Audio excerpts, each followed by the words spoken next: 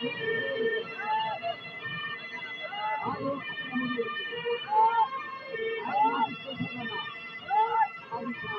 করবে, ওরা তুমি ধরতে পারবে না, ওটা লাঠিতে বের করবে। এটা খুব জোরে ধরাই ভাই, কারেন্টের জালটা ধরছেন, লেজে একটা দাগ আছে, দাগটা দেখাও। খুব পেঁচা ধরছেন, আসলে আমি যে দাগটা কত না খুব কায়দা কৌশল করে ধরা হয়েছে। মুরব্বী খুব পাজি সাপ, এই মুরব্বী লোকটা ধরে নিয়ে আসছেন, কালকে ছাড়ছি, একা কয় ছাড়ের নতুন সবকিছুই হবে না, ছাইড়ে দিছি। চাষাও তোর পোলা বানো তোর ছেলের এক ছেলে আবার কাকা পড়ে গেছে, লুঙ্গি পাড়া ধরে কাকা লুঙ্গি ছুঁয়ে ধরেছে। সাপটার নাম রাখছি আমি সুদূর বুদুর স্প্রিং। কি রাখছি?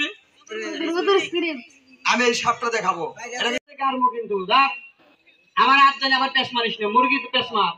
হ্যাঁ হ্যাঁ রাম চাষা বদের আসারি খাওয়ার ঘুম পাড়া, তাই না? আজকে বেশি দিন একবার হুগনার মধ্যে কারমু কিন্তু। হ্যাঁ রাম চাষা ভাইরা দেখছেন না কারবারটা দেখছেন? হ্যাঁ ধর পেশ মার এখন। হ্যাঁ হ্যাঁ ধরো, হ্যাঁ বুদ্ধি আছে, ছেলে ভদ্র ছেলে, শিক্ষিত, কলেরা পাস।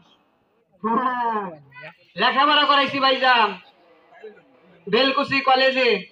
অনেকে নাম শুনছেন বেলকুচি, শুনেন নাই? পড়ছেন পা। এই হারাম চাচা আবার খুবই পাজি, লেখাপড়া করবেন না কলমে ভেঙে যা। এটা আবার ভদ্র আছে, ও এটা তো আতি নাই কে, এটা লেখাপড়া করবো কিভাবে? হ্যাঁ এদিকে পানি নিয়ে আসেন, মুরগি খাওয়া শেষে পানি খাওয়া মজকে সাবে। আপনি গলাটা ধরবেন, আমি পানি ঢেলে দিব। এরা কিভাবে পানি খায় লক্ষ্য করেন।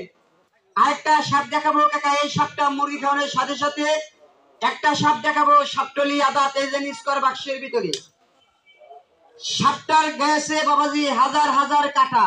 হরিণ খায়, ছাগল খায়, খায় না ভাই? কথা কন না কেন?